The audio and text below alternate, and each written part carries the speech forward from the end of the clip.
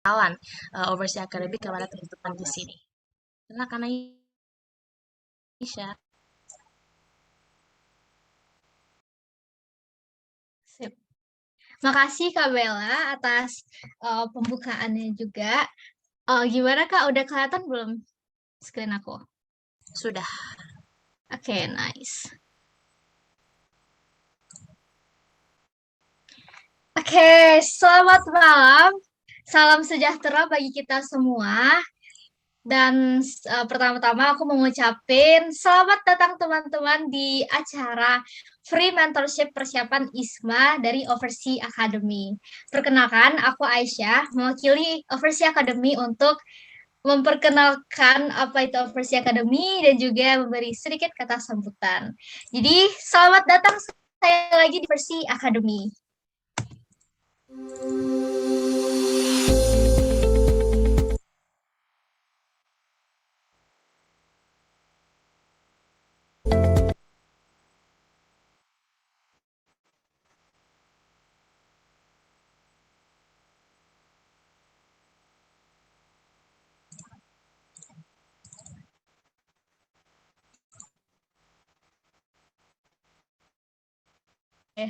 Sorry ya,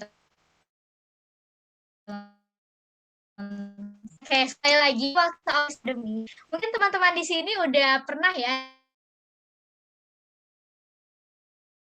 join Bina Overseas minggunya. Mungkin juga teman-teman pertama kali ikut event dari Overseas Academy. Karena itu, alangkah baiknya kita perkenalan dulu tuh, apa itu Overseas Academy. Jadi Overseas Academy itu adalah sebuah platform sih buat persiapan teman-teman dalam mempersiapkan studi ke luar negeri dan juga oh my gosh, so sorry but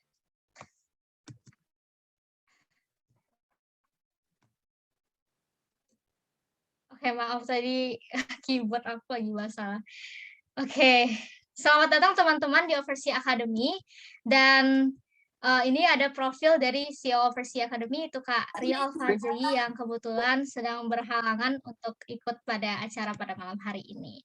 Jadi apa sih itu Overseas Academy? Overseas Academy adalah platform belajar online ataupun offline yang mana bisa menjadi sahabat teman-teman yang ingin melanjutkan studi ke luar negeri, melanjutkan karir ke luar negeri, ataupun untuk mendapatkan beasiswa pertukaran pelajar seperti yang didapatkan oleh Kak Solah. Dan Overseas Academy itu berkomitmen untuk terus membantu teman-teman semua dalam meraih impian teman-teman melalui beberapa rangkaian program rutin diadakan oleh Overseas Academy seperti webinar Overseas gratis yang rutin diadakan tiap minggunya dan juga ada free mentorship seperti yang kita lakukan pada hari ini, kelas persiapan bahasa asing mulai dari bahasa Inggris, bahasa Korea, Jepang, dan segala macam, dan juga ada bimbingan beasiswa. Ini teman-teman yang mau melanjutkan studi ke luar negeri dengan beasiswa bisa bimbingan di Overseas Academy, dan juga ada kelas skill, TPA, SAT, A-level, dan segala macam. Dan Overseas Academy itu telah berdiri sejak 2020 dan so far udah sukses melaksanakan 52 webinar, 5 workshop, 2 talk show, dan juga udah banyak ya peserta webinar udah sampai 27.000 dan bisa teman-teman baca selanjutnya ada kelas IELTS, TOEFL, Speaking, TOEFL IBT, IELTS, dan juga ada bimbingan beasiswa. Nah, ini beberapa contoh webinar yang telah sukses kami adakan, yaitu ada beasiswa ke Jepang, beasiswa LPDP, beasiswa untuk ASN, dan cara menulis winning essay untuk persiapan Fulbright. Dan Overseas Academy juga menjalin kerjasama dengan perhimpunan pelajar, seperti yang teman-teman lihat ada kerjasama dengan PPI Australia, dan juga Overseas Academy pernah melakukan webinar dengan kerjasama dengan pemberi beasiswanya langsung, yaitu dari Chevening dan lain-lain. Jadi insya Allah ilmu-ilmu yang didapatkan dari sini itu udah terbukti gitu, baik itu dari pemberi beasiswa resmi seperti Chevening tadi, ataupun dari pengalaman para awardee beasiswa. Nah, ini ada workshop basic Mandarin, dan juga beasiswa ke Prancis, ke Thailand. To show their love and respect to their dead friends. 我是玛丽卡，其实我已经学了汉语，就是不知道要问什么，其实我可以讲中文了。Jadi memang hubungan bilateral antara Indonesia dengan Belanda itu cukup kuat sampai sekarang. Teman-teman. Jadi essay saya itu ada sekitar 5 paragraf. Itu beberapa cuplikan dari program yang diadakan oleh Overseas Academy, baik itu bimbingan beasiswa, bimbingan bahasa asing, dan webinar gratis tiap minggunya. Dan untuk teman-teman para pejuang beasiswa ataupun pejuang kuliah ke luar negeri, itu boleh banget ya teman-teman untuk selalu update, untuk selalu ikutin nih Overseas Academy, baik di Instagram, di YouTube, LinkedIn, dan segala macam.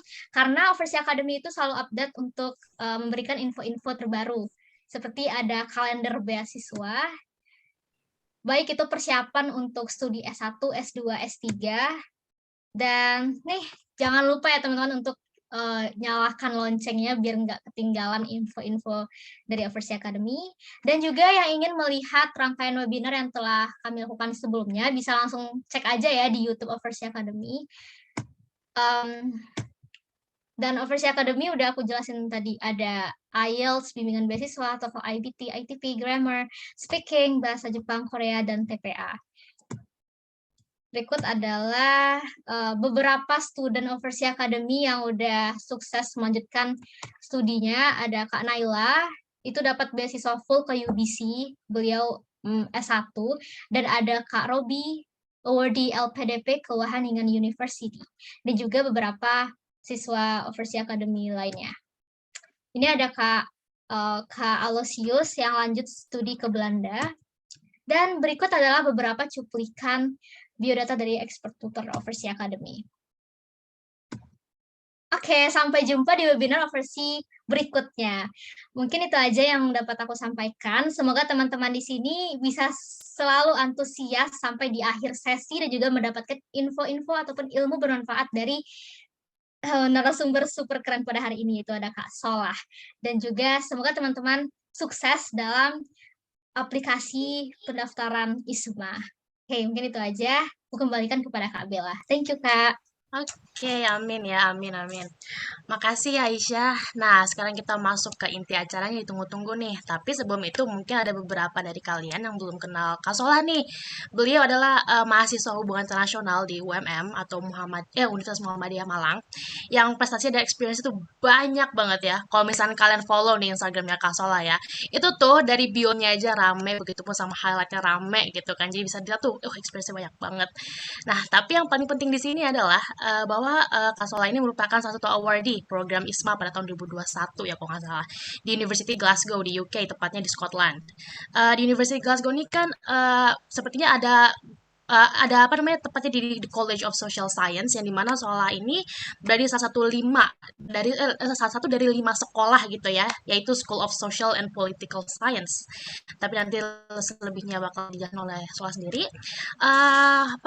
Sebelum masuk ke pemaparan mentorship hari ini, saya ingatkan jika ada pertanyaan yang ingin diajukan nanti silakan dikirim melalui chat box. Nanti kalau misalnya ada sisanya jawab, bisa diperbolehkan untuk raise hand untuk beberapa orang saja. Oke, without further ado, ke Kak Solah dan waktu 30-30 menit atau selebihnya dipersilahkan. Oke, thank you Bella, thank you juga Aisyah atas tadi sambutannya, kemudian juga atas perkenalannya. Selamat malam semuanya teman-teman semua. Assalamualaikum warahmatullahi wabarakatuh. Selamat malam, salam sejahtera untuk kita semua. Om Swastiastu, Namo Buddhaya, salam kebajikan. Mudah-mudahan kita semua selalu diberikan kesehatan, keamanan, kesejahteraan, dan kebahagiaan ya teman-teman. Ya, mungkin yang udah putus dari pacarnya, atau mungkin yang mau LDR dan segala macam, mudah-mudahan selalu diberikan kesejahteraan ya dan kelanggengan. By the way, izin share screen ke teman-teman semua. Aku udah nyiapin materi juga. Mudah-mudahan materi yang aku sampaikan sekarang bisa berkenan dan bermanfaat untuk teman-teman semua. Ini udah jelas ya, udah lihat. Oke, thank you. Well, bold to go abroad with ISMA, how to build ideas and win admission form. Jadi alhamdulillah sekarang aku diamanatin gitu ya, dipercaya oleh Overseas Academy untuk membawakan tentang admission form gitu. Bagaimana kita bisa menang nih, bisa lolos gitu di admission form untuk program ISMA itu sendiri. Dan tema yang dibawakan di sini adalah Bold to Go Abroad with ISMA, di mana Bold to Go Abroad with ISMA ini adalah salah satu hashtag andalannya ISMA ya, dari tahun 2021, Bold to Go Abroad kayak gitu. Terus how to build ideas and win admission form. Kenapa how to build ideas? Karena nanti aku bakal sharing tentang bagaimana cara membuat esai, karena esai itu adalah salah satu persyaratan admission form yang krusial menurut aku, dan how win, and it can be a term or maybe particular part from admission form that you can win the admission form selection process itself kayak gitu. Terus, oke, table of content di malam hari ini aku bakal bahas beberapa.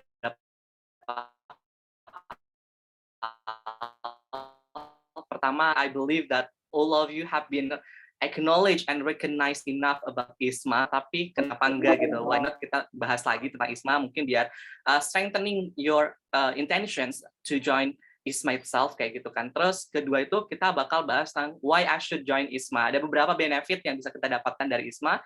And then we will talk and discuss about how to build ideas and win admission form. Kita bakal bahas tentang bagaimana membuat atau membangun ide-ide dalam penulisan esai, dan juga bagaimana untuk memenangkan admission form.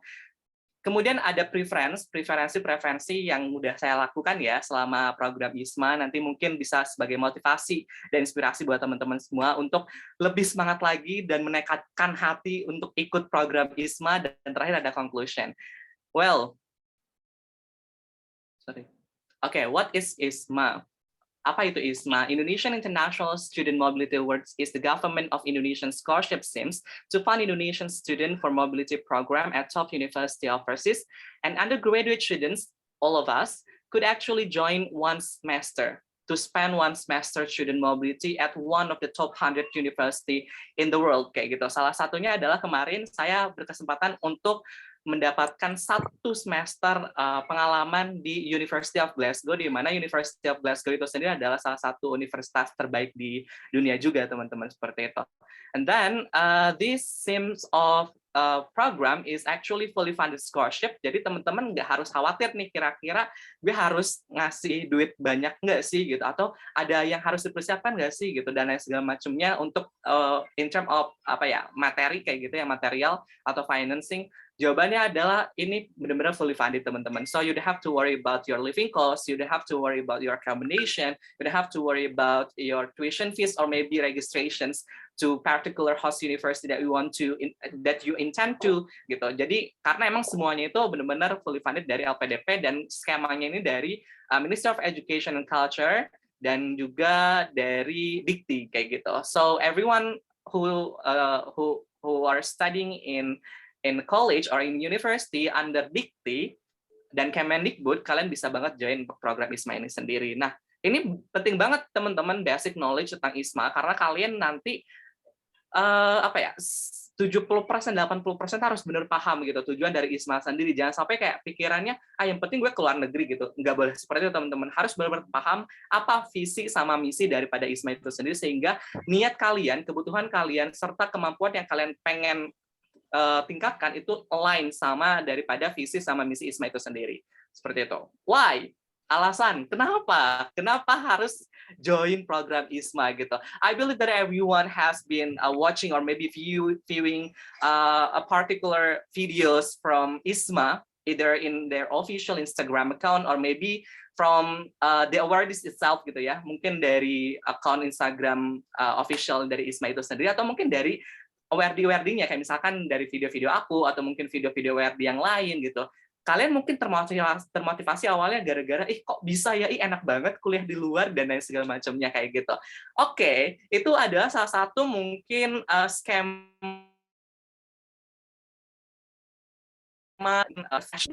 kegiatan yang pernah kita lakukan gitu ya. Banyak banget yang video-video reels di TikTok YouTube dan macam membahas ISMA seperti itu. And it has been a huge program in Indonesia, especially for the student gitu kan. Dan aku pribadi buat teman-teman semua bisa tuh untuk untuk melihat lebih jauh lagi kira-kira manfaat yang bisa diambil ketika ikut program ISMA itu apa aja. Nah, yang pertama adalah fully funded scholarship gitu. It is a fully funded scholarship. As I mentioned before earlier, bahwa ISMA itu adalah program fully funded, teman-teman. So you have no worry about funding gitu ya. Jangan takut untuk masalah karantina, PCR test, kemudian juga registration fee dan juga tuition fees, bahkan nanti ke living allowance dan segala macamnya itu tuh benar-benar dibayarin, di cover kayak gitu. Setidaknya ini kayak pre-LPDP scholarship kayak gitu, kayak awal sebelum teman-teman merasakan beasiswa LPDP itu sendiri kayak gitu. Meskipun 1 semester, tapi menurut aku itu penting banget. Nih, sebagai hints ya buat teman-teman semua, aku kuliah di 1 semester di University of Glasgow, 1 semesternya tuition fee-nya, SPP-nya itu hampir 100 juta, teman-teman. Bayangkan. Jadi kalau misalkan aku kuliah sendiri pakai duit aku sendiri, kayaknya nggak bisa gitu. Apalagi kayak untuk biaya hidup di Glasgow, di Scotland itu sendiri kan lumayan mahal. Bukan lumayan mahal lagi, mahal banget lah kalau dibanding sama Indonesia gitu. Akomodasi di sana aja aku kebetulan sebulan itu hampir 10 something maybe. Kayak ya pokoknya mahal banget kayak gitu. Dan dengan adanya beasiswa yang fully funded, ini benar-benar nge-cover semuanya. Dan alhamdulillah kemarin aku bisa merasakan pengalaman beasiswa yang benar-benar remarkable, benar-benar beneficial for both my academic and non-academic activities as well. Dan kedua adalah opportunity study at the world top university. Jadi ada kesempatan buat teman-teman semua untuk kuliah di salah satu kampus terbaik dunia gitu. It's not merely at UK or Europe or US, but also entirely at Asia and ASEAN kayak gitu kan. Jadi teman-teman bisa buat punya kesempatan studi di salah satu kampus terbaik di dunia kayak gitu. Dan salah satunya University of Glasgow. University of Glasgow itu kemarin masuk ke 76 ranking dunia gitu. Dia rankingnya tuh di atas Boston University, kemudian juga rankingnya di atas beberapa kampus yang lain kayak gitu. Kayak masuk top 100 university. Dan aku pribadi sebagai mahasiswa yang di swasta ya, ketika mendapatkan kesempatan kuliah di University of Glasgow itu salah satu momen untuk cek ombak bagaimana study shock yang aku pelajarin di sana segala macamnya, yang nanti bakal aku ceritain juga. Dan menurut aku pribadi ini ada salah satu opportunity for you all that maybe dreaming something, dreaming university gitu, that you intend to study there gitu, dan ISMA itu bakal accomplish, bakal fulfilling daripada mimpi-mimpi teman-teman itu sendiri gitu. Karena aku pribadi memang bermimpi dari SMA itu pengen banget kuliah di UK, dan ISMA fulfill itu udah banget kayak gitu. Terus yang ketiga, teman-teman bisa merasakan culture exchange opportunity. Kalian bisa merasakan pertukaran budaya gitu.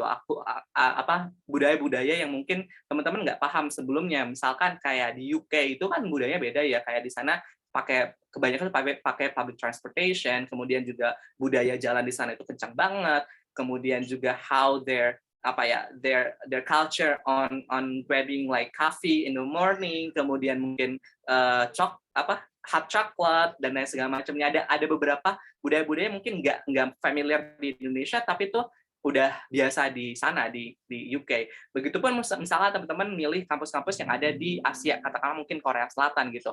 Nah, teman-teman juga kan bisa merasakan budaya yang berbeda. Bukan hanya di budaya, mungkin ya the weather juga, kayak cuacanya yang kita biasanya tropical country, tapi ternyata pas sudah ke sana itu mereka punya 4 musim. Terus itu benar-benar bakal hit differently, especially on how we adjust ourselves to adapt ya, adjust ourselves to survive in the weather that we are not familiar with kayak gitu. Dan menurut aku itu bakal benar-benar membentuk gitu salah satu soft skill, yaitu adaptation gitu.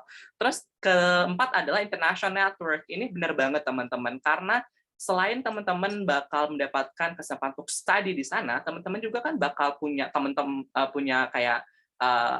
baru ya dari international communities gitu, dari international student yang lain. Kemarin aku juga punya teman dari berbagai negara di ASEAN, kemudian juga ada yang dari US, ada juga yang dari berbagai negara. Kemudian teman-teman juga bakal punya international network yang lebih, kayak misalkan kemarin tuh ada program COP26 di Glasgow kebetulan, terus teman-teman saya tuh banyak banget yang tukeran kartu nama gitu loh sama profesor yang ada di sana untuk collab penulisan dan segala macamnya. So I believe that this program will be very beneficial. I mean, you can take a lot of advantage in terms of international networks. Dan terakhir adalah international experience. It's really crucial, especially to us ya, Bu, sebagai generasi muda, untuk paham bahwa pengalaman internasional itu penting, apalagi di zaman sekarang ya, di tahun 2022 ini, di era revolusi industri 5.0 ya kan, di mana international experience itu menurut aku penting banget untuk nge-build our awareness, to enhance our awareness that we are part of global citizen kayak gitu. Kita itu bagian dari global citizen, dan akhirnya we can actually strengthen our respect gitulah to one another gitu, and we can actually respect the diversity itself kayak itu. Kita bakal lebih paham tentang perbedaan dan segala macamnya. So I think those all the benefits that you can actually obtain when you join and participate in IISMA kayak gitu. Ada banyak lagi sih yang lainnya yang mungkin nanti bakal aku share lebih partikular di pengalaman aku mungkin ya. Well, terus building the ideas. Nah, ini mungkin part yang paling penting di bagian ini adalah bagaimana kita bisa winning di admission form. Mungkin teman-teman semua yang hadir di sini adalah orang-orang yang emang niat banget untuk bisa lolos ISMA, program Indonesian International Student Mobility Awards Program itu sendiri ya. Dan kalian pasti udah tahu beberapa kayak persyaratan yang harus kalian tempuh, yang harus kalian persiapkan gitu. Salah satunya adalah SI, kemudian juga ada ada IELTS ya, English Certificate. Kayak kalian bisa pakai English IELTS, kalau nggak TOEFL IBT, dan Duolingo English Test. Kemudian juga selain itu kalian juga mengharuskan untuk mengirim IPK gitu ya, transcript record, dan terakhir adalah recommendation letter dari universitas seperti itu. Nah, beberapa fulfillment requirement yang harus kalian fulfill itu benar-benar harus kalian persiapkan. Dan menurut aku pribadi, yang paling penting adalah yang bisa kalian persiapkan sekarang itu adalah essay. Karena kalau misalkan dibilang recommendation letter, itu tergantung admission kalian di internal. Kalau misalkan ketika di internal kalian lolos, kalian bisa tuh mendapatkan recommendation letter itu sendiri gitu. So, I will not talk about recommendation letter at all. Terus yang kedua tentang English proficiency test gitu. And I'm not standing here to talk about English proficiency test karena itu lebih ke practical, lebih ke teknis gitu. Karena yang dilihat kan nilai. So I believe that when you are fluent enough gitu ya in speaking English verbally and written, kalian bisa banget untuk ikut program itu. Tapi tetap lagi I will not talk about the English proficiency test. Terus yang ketiga tentang tadi IPK, GPA kayak gitu. I will not talk about that because it is your privacy. I mean your accomplishment kayak gitu. Dan itu sebenarnya bisa disiapkan dan dari jauh-jauh hari gitu. I mean kayak IPK itu kan bukan suatu proses yang sederhana, yang instan. Nggak kayak esai yang mungkin bisa kalian latih gitu secara intensif dalam jangka mungkin 2 minggu atau 1 bulan gitu. IPK kan nggak seperti itu. Kalian harus mengumpulkan dari semester 1, semester 2, semester 3, semester 4, semester 5, dan semester 6 seperti itu kan. Dan menurut aku pribadi itu adalah urusan kalian gitu untuk ngurusin IPK dan segala macamnya. Ketika IPK kalian nggak bagus, ya berarti kalian harus nyari lain biar aplikasi kalian tuh bisa lebih kuat seperti itu. Karena lagi-lagi IPK kalian tuh disiapin dari semester awal gitu, nggak bisa baru-baru ini seperti itu. Oke, so yang aku bakal bahas lebih dalam di sini adalah tentang essay, how to build ideas and winning the admission form through better and great essay kayak gitu ya. Oke, ini ada beberapa yang bisa aku jelasin. By the way, ini teman-temanku, my fellows ya, teman-temanku di University of Glasgow. Kemarin ada 30 orang teman-teman yang lolos di University of Glasgow, tapi yang berangkat ada 29 orang karena yang 1 orang itu mengundurkan diri kebetulan. I really love them. I really love them. I consider them as my second family, especially in Scotland gitu, karena di sana tuh kita bareng-bareng terus, kita ngadain suka dukanya bareng dari proses awal sampai keberangkatan. Dan I have new family gitu within only like 6 months gitu, dan mereka benar-benar seru banget gitu. Kebetulan aku juga kan jadi student representative dari ketua rombongannya si University of Glasgow yang advokasi ISMA ke mereka, informasi dan segala macamnya. Dan ya itu adalah salah satu program dan pengalaman yang menurut aku pribadi sangat luar biasa, khususnya untuk aku pribadi sebagai mahasiswa seperti itu. And these are some tips or maybe some strategies that you can do actually to win the essay gitu ya. Pertama adalah do research. It's really important to do the research first before writing the essay itself. Kenapa harus doing research? Karena teman-teman harus paham dulu nih kira-kira di ketika kalian pengen daftar itu harus benar-benar paham kalian pengen menuju kampus mana nih, host university yang kalian pilih itu apa kayak gitu. Karena ketika kalian doing research gitu, kalian bakal lebih paham lagi, oh ternyata host university yang aku bakal pilih itu dia unggul di A, B, C seperti itu. Kemudian kalian juga bakal lebih paham, oh ternyata di host university yang B gitu, karena kan sekarang ada 2 pilihan ya, ISMA tuh ada yang kampus pilihan 1, pilihan 2 gitu. Nah pilihan 2 tuh kayak gini gitu, dan kalian bisa membandingkan tuh kira-kira. Terus selain itu juga kalian bisa lebih paham lagi gitu.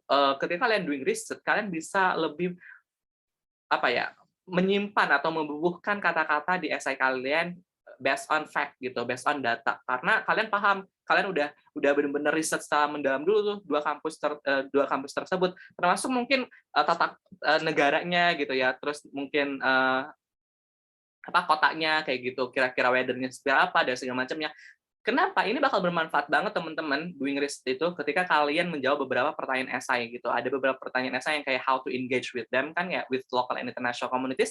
Ini nggak bisa based on assumption teman-teman, harus based on fact gitu, based on data, dan itu bisa diambil dari mana? Dari doing research itu sendiri. So do research first gitu. Kalian harus paham dulu ISMA itu apa, tujuannya apa, kira-kira yang diterima kayak gimana, requirement spirit apa, terus kalian juga harus paham host university apa yang kalian pengen ambil, jurusannya apa aja dan segala macamnya, consideration kenapa kalian ngambil jurusan tersebut dan lain-lain, itu harus benar-benar matang teman-teman. Second, itu to the point. Karena esai yang kalian bakal dapat itu adalah esai based on question, not based on topic.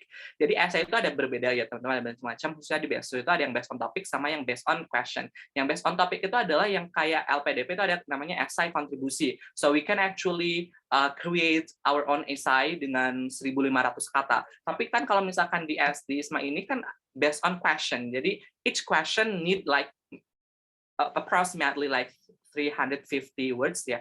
Dan dari sana teman-teman harus benar to the point kayak gitu. Jadi harus benar paham kira-kira makna dari pertanyaan dan segala macamnya. We will talk about this technically secara teknis nanti setelah slide seperti yang ini. Tapi yang pasti teman-teman harus ingat, bear in mind, make sure you answer the question, you answer the ISMA's questions right away gitu, straight to the point gitu. Don't beat around the bush gitu. Jangan bertele-tele karena itu bakal menghilangkan makna daripada penulisan esai itu sendiri. And then use SMART formula. SMART stand for specific, measurable, achievable, relevant, and timeline. Artinya adalah ketika menjawab setiap pertanyaan, teman-teman harus spesifik gitu. For example, ada pertanyaan yang please outline the plans that you can choose to engage with local international communities with clear example. Berarti teman-teman harus spesifik gitu loh. Spesifik kira-kira example apa, contoh yang mana yang menurut kalian itu bakal berhasil untuk engage sama local international communities gitu. Terus pertimbangannya apa? Pertimbangan tuh masuk ke measurable-nya itu, ukurannya apa nih gitu. Terus achievable tuh maksudnya kayak ini tuh utopis nggak sih gitu. Ini tuh bakal keraih nggak sih gitu. Kalau utopis ya berarti jangan pakai yang itu. Kalau misalkan kira-kira perkiraannya ini bisa diraih, bisa tercapai, pakai itu kayak gitu. Terus relevan, harus relevan sama pertanyaannya, harus relevan sama host university kalian, harus relevan juga sama data yang udah kalian cari. That's why kenapa aku taruh do research paling pertama seperti itu. Terus setelah relevan, timeline, jadi harus ada juga timeline-nya gitu. Jangan sampai kayak kalian nulis dengan tanpa timeline, artinya kayak kalian nggak spesifik gitu. Kejadiannya sama kayak pertanyaan nomor 1 yang discuss about your academic and non-academic achievement, kalian harus benar-benar barely say gitu, telling the reader when you accomplish that achievement kayak gitu. Jadi jangan sampai kayak nyeritain aja gitu, nggak dikasih tahu kapan kamu dapet itunya gitu. So SMART formula require for all question gitu. Smart formula ini benar-benar harus dipakai di setiap question yang ada di esai ISMA itu sendiri. Keempat, use proper and accessible language. Ini penting banget teman-teman untuk menggunakan proper dan accessible language. Karena apa? Ketika kalian misalkan menggunakan bahasa-bahasa yang katakanlah idiom, slang, dan segala macamnya, itu kurang proper menurut aku. Apalagi kalau misalkan kalian grammarnya itu error gitu. So, pastikan bahwa ketika kalian menggunakan bahasa Inggris, pakai bahasa Inggris yang proper. Dan jangan word by word translation, like Indonesia yang ditranslate ke Inggris. Kalian harus bisa mungkin melatih diri kalian untuk nulis pakai bahasa dengan pemikiran orang sana gitu. Jadi bahasa itu enak dibaca seperti itu. So pakai bahasa yang proper. Aku nggak bilang bahasa yang formal ya, tapi bahasa yang proper, bahasa yang bisa dipahami dan accessible dan bisa diakses oleh setiap kalangan. Salah satu mindset yang harus kalian tanamkan ketika nulis esai ataupun esai ISMA ataupun esai apapun itu ya yang berkaitan beasiswa, terus pendaftaran dan segala macamnya, kalian harus paham bahwa ketika kalian daftar, you are not the only one who apply for that program kayak gitu. Dan yang meriksa, yang nyeleksi itu belum tentu kenal kalian kayak gitu. So you have to ensure yourself to write the essay itself in proper and accessible language plus less grammatical error. Sebisa mungkin teman-teman harus proofread, harus benar-benar pahami bahwa proper bahasa, struktur bahasa itu penting banget. Sebagai orang yang sering banget nge-proofread esai, kemudian juga sering banget bikin program-program yang memerlukan esai dan lain-lain, kita juga harus ensure tentang psikologi orang yang baca, teman-teman. Katakanlah mungkin sesederhana kayak kalian structure wise-nya kayak paragraf pertama tuh berapa kalimat, kemudian nanti ada space biar ada jarak gitu antara paragraf 1 ke paragraf 2, biar nggak tuplek banyak gitu loh. Karena itu bakal mengganggu psikologi yang membaca juga gitu. Kayak malas juga ngebaca dan mungkin aja mereka kayak ngelihatnya aja udah berantakan, malas untuk bacanya gitu. Belum tentu dibaca semua juga karena bakal ribuan orang yang daftar seperti itu. So, structure wise itu penting juga teman-teman. Remeh sih sebenarnya, tapi itu penting, matters banget kayak gitu. Terus selain itu juga follow the guidelines. Follow the guidelines juga penting teman-teman. Kayak misalkan di sana 350 kata, kalian jangan macam-macam untuk nulis 400 atau 500 kata. Kenapa?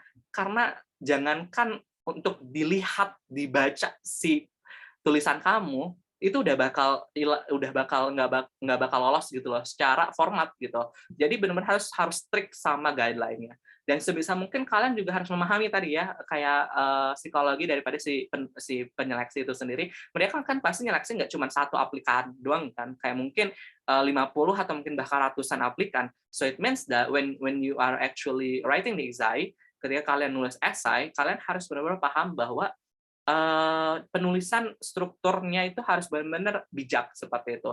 Jangan sampai kayak acak-acakan, kemudian berbelit-belit. And one of the most important part is that you should make a very clear answer at the first, kemudian kalian bisa elaborate. Dan juga harus mempunyai impression yang bagus gitu loh di awal gitu. Biar nge-engage orang untuk baca lagi seperti itu. Gitu. Terus yang terakhir adalah write with your personality. Nah, salah satu caranya agar kalian bisa membuat impresi yang bagus di paragraf pertama adalah dengan menulis personalitas kalian kayak gitu. Be you, be yourself, and be confident itu adalah salah satu kunci agar kalian tuh terlihat berbeda dengan aplikasi yang lain. Setiap orang tuh unik, setiap orang tuh punya perbedaan, dan menurut aku pribadi setiap orang bisa membuat impression yang baik berdasarkan dengan kapabilitas mereka masing-masing. So that's why ketika kalian nulis, jangan sampai kalian terpaku sama satu esai, contoh esai orang gitu, atau mungkin bahkan kalian nyontek gitu, ngejoki, jangan sampai seperti itu teman-teman. Oke, itu ada beberapa tips yang aku bisa kasih, and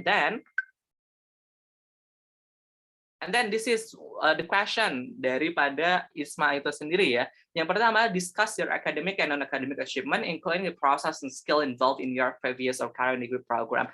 Well, di question pertama ini ada beberapa hal yang harus kalian emphasize, harus kalian highlight. Yang pertama adalah the word discuss. Discuss itu kan berarti diskusikan. Diskusikan, apa maksud dari diskusikan itu? Kalian harus state dulu. State itu adalah kalian telling gitu, kira-kira akademik non-akademik achievement-nya apa gitu. Harus ada, misalkan kalian mendiskusikan tentang sebuah isu, berarti kan harus ada dulu isunya apa gitu. Baru kalian bisa ngelaborasi permasalahannya apa, prosesnya seperti apa, solusinya seperti apa. Ya nggak sih? That's how the word discuss stand for gitu loh. Jadi kalau jangan sampai kalian kayak disuruh discuss jawabannya cuman state daripada what gitu. It's different gitu. Aku belajar ini dari pas di Glasgow gitu. Ketika ada pertanyaan discuss, ya berarti jawabannya harus memenuhi tadi standar yang aku sebutin tadi gitu. Kalau misalkan pertanyaan what is your academic and non-academic achievement, ya kalian cuma sebutin. Karena ini pertanyaan discuss, so you have to discuss gitu. Telling first states gitu, what is your academic achievement, kemudian juga kalian state apa yang menjadi non-academic achievement kalian, baru kalian elaborasi tuh dengan proses dan skill yang kalian dapetin gitu. Ada lesson learn-nya di sana, kemudian kayak proses yang kalian geluti di sana, mungkin kayak kegagalan akhirnya kalian bisa dapat si beasiswa itu dan lain-lain kayak gitu. So make it very comprehensive, make it specific, make it depth explanation, make it really clear kayak gitu. Jangan bias kayak gitu. It's really prohibited gitu loh. Sangat dilarang banget ketika kalian nulis essay yang based on question and it's bias kayak gitu, itu nggak boleh teman-teman. Oke lah kalau misalnya kalian punya bias di K-pop gitu ya, di grup kesukaan kalian, di fandom kalian, oke gitu. Tapi untuk bias di essay, no. Big no kayak gitu teman-teman. Terus yang kedua adalah please outline your plans to engage with local and international communities during the ISPA program using clear example. Ini ada beberapa yang aku highlight, yaitu outline, engage during clear example. Ini harus dipahami teman-teman. Ketika pertanyaan ada outline, kalian harus benar-benar gradual.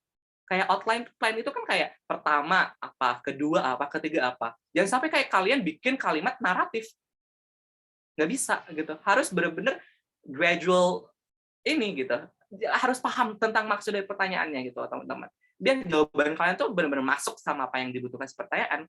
Terus outline plans-nya tentang apa? Tentang how to engage with local international communities during. Ingat loh, during. Kalau during kan berarti ketika kalian milih 2 host university, you should do the research for both university, teman-teman. Jangan sampai kalian cuman kayak asumsi kayak gitu, kayak kayaknya gue bisa ngelakuin pakai ini deh gitu untuk engage sama local international communities. Nggak bisa seperti itu. Kalian harus pastikan dulu clear. Ingat loh, pertanyaan terakhirnya adalah clear example. You should state what example, kayak kira-kira apa nih outline yang kalian pengen bener-bener lakuin. Aku kemarin ngejawab tuh dengan salah satu organisasi, bukan hanya organisasinya aku sebutin dan itu benar spesifik, aku jelasin salah satu program yang kira-kira itu tuh bisa engage sama local international communities, terus aku elaborate lagi pakai teori HI gitu, konsep HI gitu.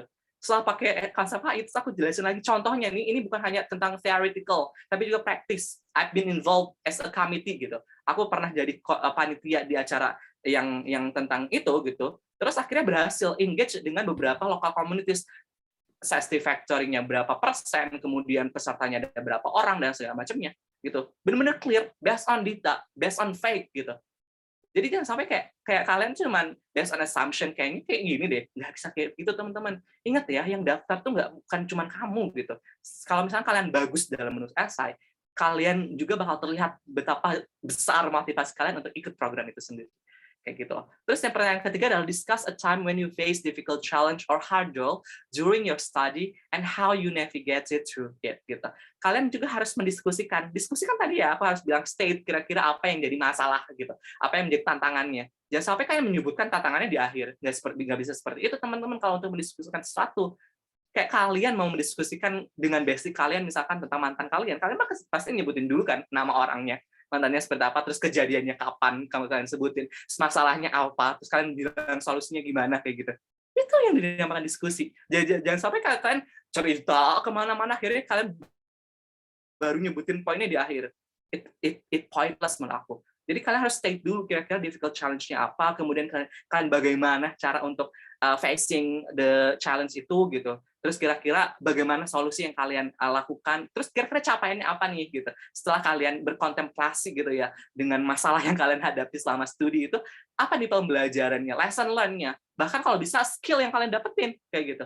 Ada pembelajaran nggak sih kayak refleksi, self reflection-nya nggak sih kayak gitu. Itu bakal lebih bagus gitu, bakal lebih daging gitu ya jawaban daripada essay kalian kayak gitu. Terakhir, ini adalah explain about your health condition. Jelaskan tentang health condition. satu lagi, ini tentang kondisi kesehatan loh teman-teman. Kalau tentang kondisi kesehatan, ini sebisa mungkin kalian check up dulu deh. Jangan sampai kayak cuman ceritain kayaknya selama 3 tahun terakhir ini aku nggak ada penyakit apa-apa deh, aku nggak pernah ke rumah sakit, nggak pernah periksa dan segala macam. Iya, kamu nggak pernah periksa. Coba kalau periksa mungkin ada penyakit yang nggak pernah kamu tahu. So you should answer it based on fact gitu. Like according to my latest medical check up from the doctor blah blah blah, I was declared health physically and mentally. Itu bagus teman-teman jawaban kayak gitu. Kalau kalian cuma ngejelasin assumption, menurut aku kayak I think that my health condition is good kayak gitu. Aku sebagai pembaca aja nggak bakal ngambil ini gitu. Kayak kalian baru harus declare gitu sesuai dengan fakta gitu kan. Terus ini kan ada beberapa kondisi kesehatan ya, kayak dental, oral treatment, medical treatment, COVID-19 dan segala macam. Kalau misalnya kalian pernah mengidap COVID, kalian jelasin juga kira-kira pengobatannya seperti apa. Kemudian kalau misalnya kalian pernah ada mental illness kayak gitu, mental health therapy and counseling, kalian juga jelasin. Kalau enggak juga bilang gitu, secara mental gitu, based on mentally I have no any bla bla bla bla gitu. Saya sering mungkin di keadaan-keadaan yang pressure kayak gitu-gitu, tapi cara saya untuk mengatasinya itu adalah A B C D E F G kayak gitu. So it's really important to write the essay based on fact gitu. Jangan sampai kayak terlalu klise, terlalu utopis, terlalu bias kayak gitu, itu nggak bisa teman-teman. That's all the question, dan ini ada beberapa yang aku highlight biar kalian paham gitu poin daripada pertanyaan itu apa sebenarnya. Gitu ya. Oke, preference apa aja yang aku dapetin ya, preferensi ketika aku ikut program ISMA. Yang pertama ada culture exchange, teman-teman. Ini ada Bunda Colette namanya, samping aku. Bunda Colette ini adalah international relation staff yang ada di sana. Beliau yang ngurusin kita dari proses ketika diterima di sana sampai keberangkatan, sampai kepulangan, bahkan sampai ngurusin nilai kita. Itu adalah Bunda Colette ini sama timnya tentunya. Kemudian aku juga ini ngasih salah satu kain ke dia ya waktu acara Youth Pledge Days, really beautiful. I mean kayak waktu itu tuh kita benar-benar nari mau merek bareng-bareng sama bule, coba yang kenalin bahasa Indonesia, kita ngajarin games bahasa Indonesia sama mereka. Exhibition makanan juga kita bikin pempek waktu itu, terus kita bikin risol, apalagi ya makanan-makanan gitulah ya yang Indonesian banget untuk mereka, jajanan-jajanan kayak gitu. Terus kita juga ngenalin budaya kayak turisme di Indonesia selain Bali ya, terus kita juga ngenalin kayak batik dan segala macamnya di exhibition. Kalian bisa lihat aku juga bikin reels tentang video ini. Mungkin kalian bisa terinspirasi tuh how to engage with local international communities, dari itu juga bisa seperti itu. Ini ada terus juga Nah, ini foto aku sama teman-temanku ketika habis acara, dan ini ketika hari batik. Hari batik ini tuh sebenarnya acaranya foto-foto doang. Setelah itu kita makan-makan, aku sama teman-temanku yang di Glasgow.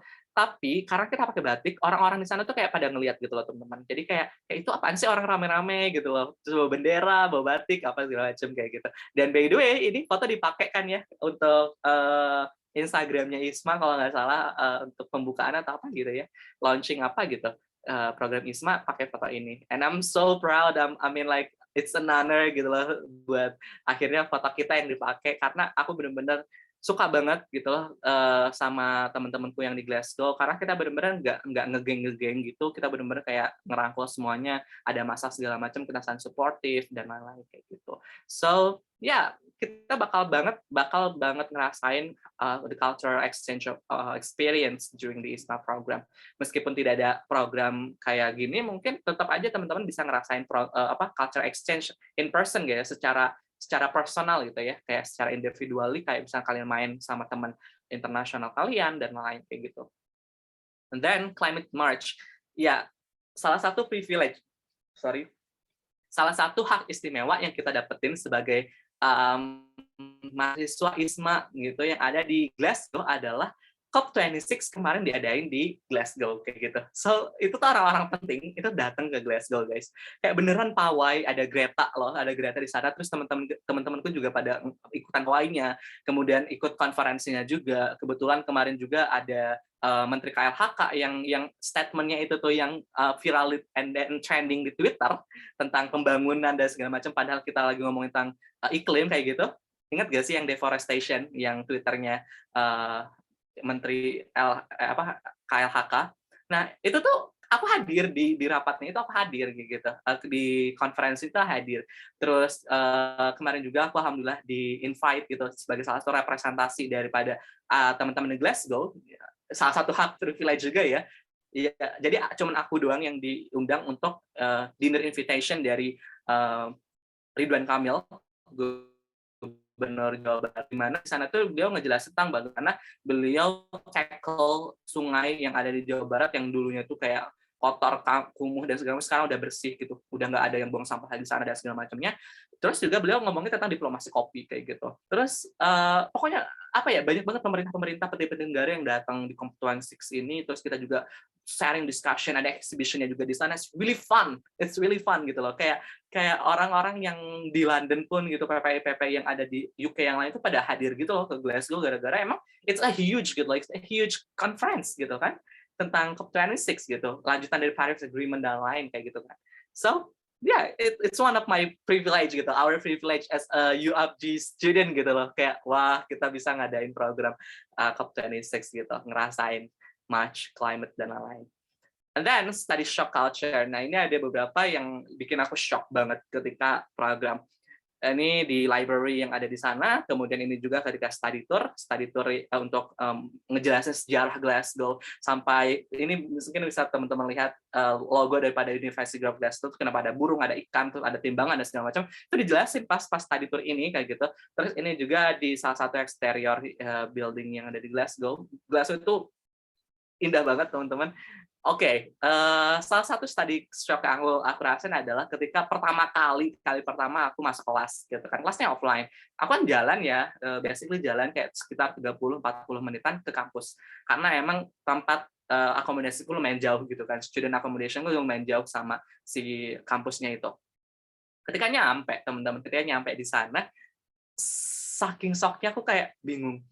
Ini orang ngapain gitu sebagai mahasiswa Indonesia gitu. Kita kan kalau misalkan ke kelas ya, itu kan adanya gibah gitu ya, kayak boro-boro gitu loh, kayak mungkin kalau ada PR gitu ya, baru ngomongin, lu udah ngerjain PR belum gitu, udah ngerjain tugas belum, gimana dan segala macamnya. Itu kalau ada tugas gitu loh. Ini tuh nggak ada tugas sama sekali, literally first meeting guys. Kayak first meeting in a whole semester, mereka tuh depan laptop, depan iPad, baca jurnal dan segala macamnya. Itu bener-bener shock banget, kayak ini ngapain sih mereka gitu, kayak ini ngapain, gue kayak paling ngerasa kayak astagfirullah, ini ngapain sih orang-orang gitu loh, kayak pagi-pagi loh teman-teman, itu pagi-pagi banget, kayak akhirnya aku udah ikutan mereka kan, buka-buka iPad juga gitu kan, terus aku juga baca akhirnya jurnalnya. Ternyata mereka persiapan biar diskusi selama kelas itu berjalan lancar, dan mereka juga bisa lebih kritis dalam ngasih ide dan segala macamnya. That's why kenapa UK maju, mungkin karena emang pendidikannya juga seperti itu guys.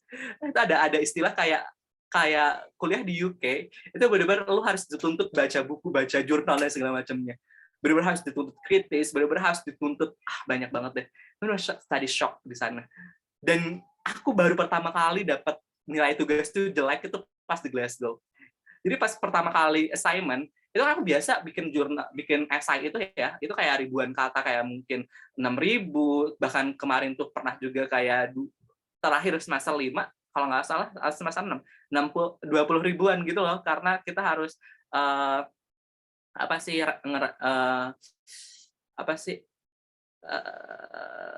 pokoknya ada tugas untuk in buku gitu loh. Akhirnya kita nge-review buku, terus akhirnya dari reviewan buku itu 20.000 kataan gitu loh, karena emang bukunya kan tebal juga gitu. Nah itu di Indonesia gitu. Dan aku bagus gitu, sukses. Tapi pas di sana, aku mungkin ngeremehin juga awalnya, karena kayak cuma 1.000 kata. Tugasnya juga nggak yang berat-berat banget. Kayak waktu itu tugasnya cuma suruh ngejelasin satu monumen yang ada di Glasgow. Kayak gitu. Terus aku milih tuh salah satu monumen yang ada di Glasgow, landmark yang ada di Glasgow, aku jelasin sejarahnya, aku kaitin dengan teorinya, aku jelasin, dan itu menurut aku bagus ya guys.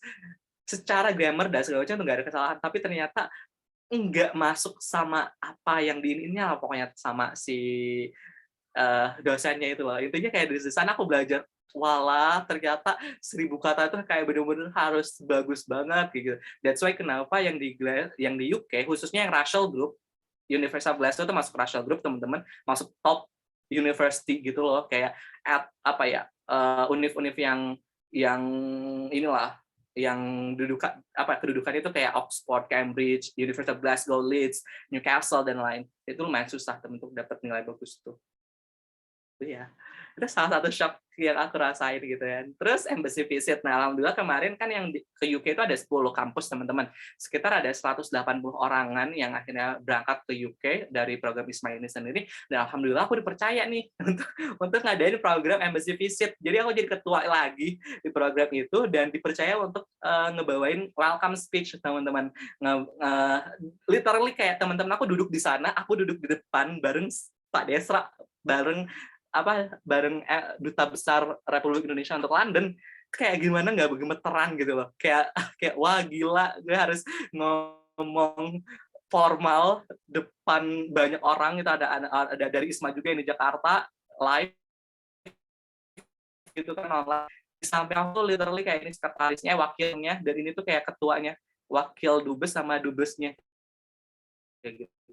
Alhamdulillah akhirnya aku bisa lancar membawakan speech aku, welcome remark aku, dan alhamdulillah acara juga sukses. Ada juga aku punya network sama Pak Desra, sama Adikbudnya atas pendidikan di London dan segala macam. Jadi kalau misalnya aku butuh reference gitu ya, surat reference untuk kuliah di UK lagi, aku bisa minta ke Pak Desra, aku bisa minta ke Adikbud di sana dan lain kayak gitu. Mudah-mudahan saat aku daftar gitu ya, beliau-beliau ini masih menjadi staff di sana seperti itu, dan seru banget karena kita bisa enlarging our network within the Ministry of Foreign Affairs, especially in the Republic of Indonesia Embassy in London kayak gitu. Dan terakhir adalah UK Exploration. Oke, salah satu hal yang aku sering banget tanamkan ketika aku ikut program exchange program, karena ini bukan satu-satunya exchange program yang aku ikutin, itu adalah study leisure balance. Bagaimana aku secara studi itu berhasil, dan leisure, secara recreation juga harus berhasil.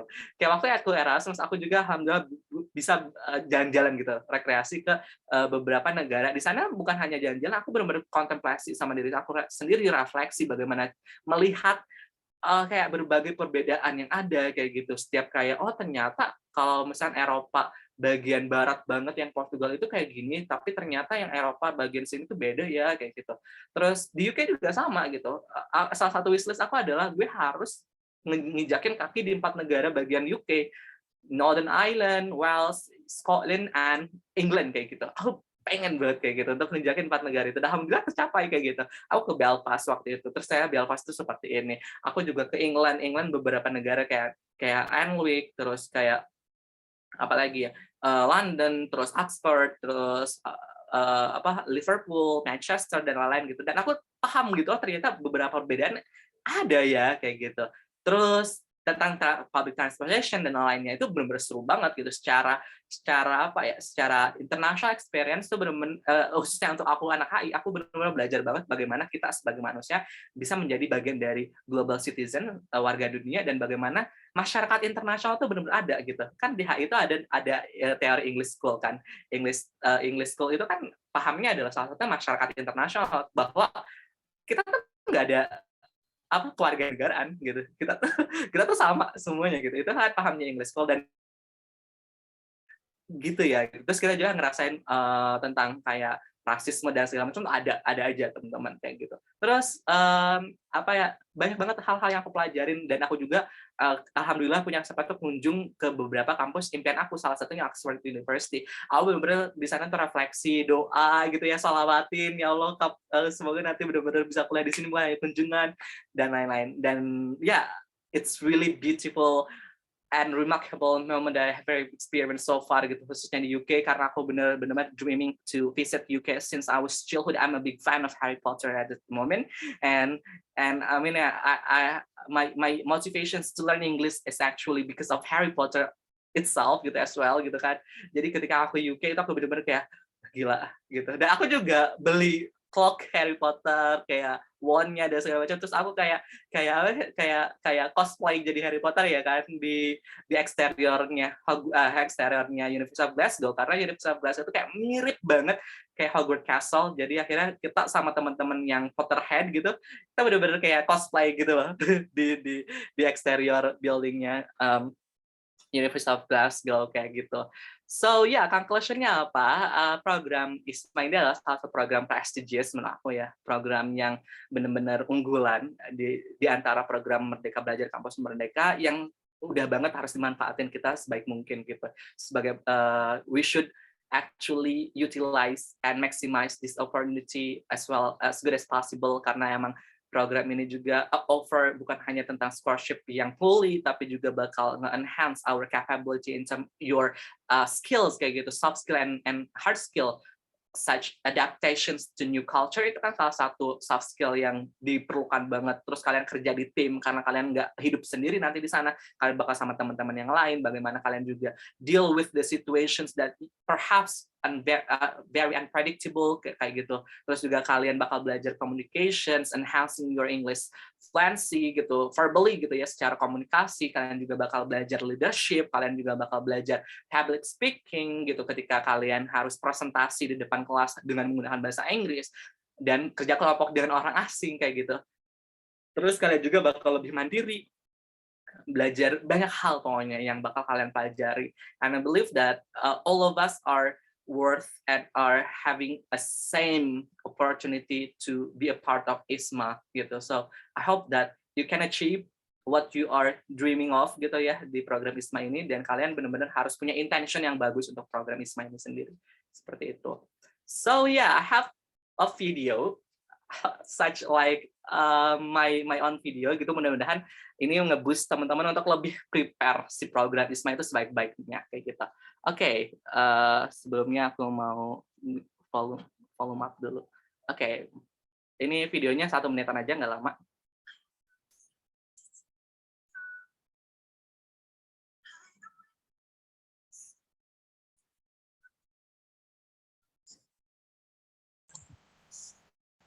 Soalnya maaf, kayaknya suaranya nggak ada deh, kecil. Iya, emang masih belum. Oke.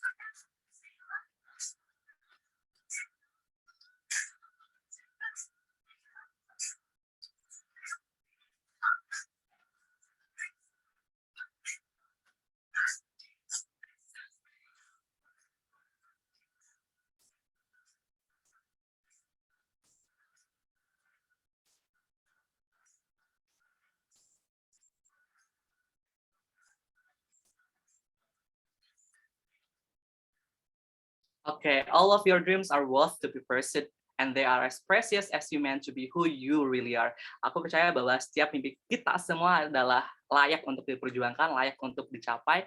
Mereka itu sama berharganya seperti kalian yang harus bersyukur dengan diri kalian masing-masing.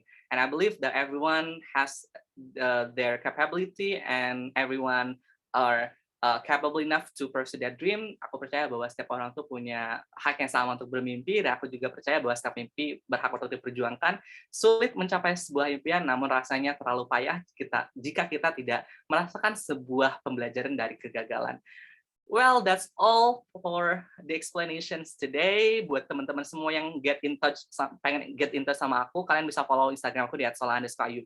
Aku sering bagi-bagi tips di sana, bukan hanya tentang scholarship, tapi tentang kegiatan-kegiatan juga. Terus aku juga sering ngajakin diskusi sama followers aku di Instastory, nge-review film, kemudian ngebahas satu topik gitu ya, kayak yang lagi hangat, yang ngebahas tentang perhatian juga kadang, terus ngebahas tentang hal-hal yang memang asik untuk dibicarakan seperti itu. Kalian juga bisa gabung untuk diskusi di sana, bisa follow aku di Instagram di @sola_UP, dan ini adalah salah satu foto andalan dan foto yang benar-benar aku favoritin banget karena full team.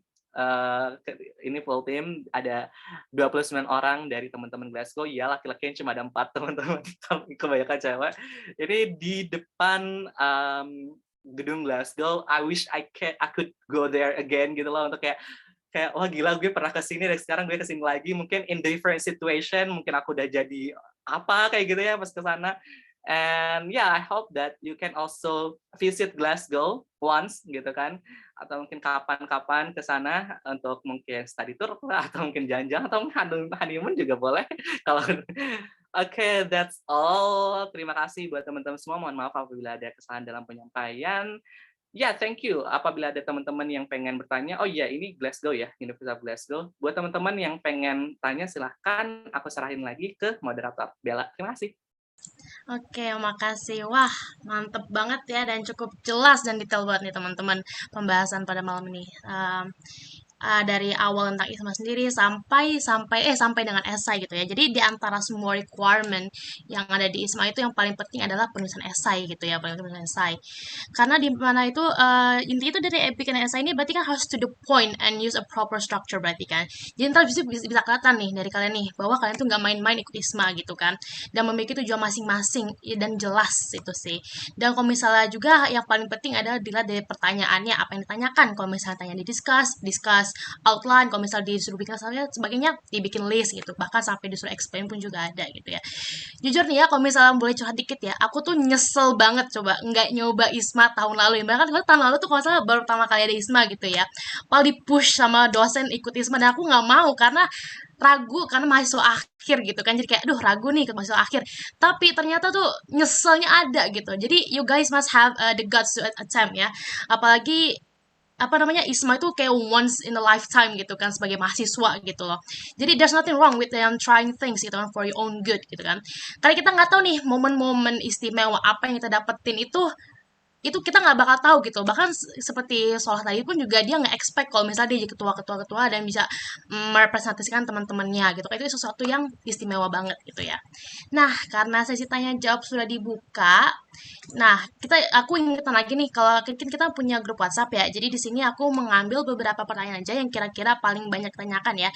Jika pertanyaan belum terjawab, bisa ditanyakan di grup WhatsApp dan mention Kak Solah. Tapi ingat, kalian jangan personal chat Kak Solah ya, ntar rame dia nggak bisa tidur susah gitu. Oke, ini kita mulai dari. Jadi sini pertanyaan boleh dari chat box dan juga boleh dari raise hand ya, bebas karena sesi tanya udah mulai. Nih, tapi aku mulai dari chat box dulu kali ya. Dari dari Zalfa dulu kali ya. Halo Kak, aku dari dulu pengen banget ikut student exchange nanti S1 jadi langsung keluar negeri gitu. Bisa gak Kak kalau langsung ke sana, dan jurusan di luar negeri itu banyak banget. Plus spesifik juga jurusannya juga di sana banyak gitu kan. Nah, gimana cara kita tahu jurusan yang ada di university itu dan detailsnya khususnya di UK itu gimana ya Kak gitu. Kira-kira kalau misalnya sangkut paut sama ISMA gimana ya? Apakah ISMA itu university kita milih sendiri atau emang dari ISMA sendiri ngasih universitinya atau gimana nih?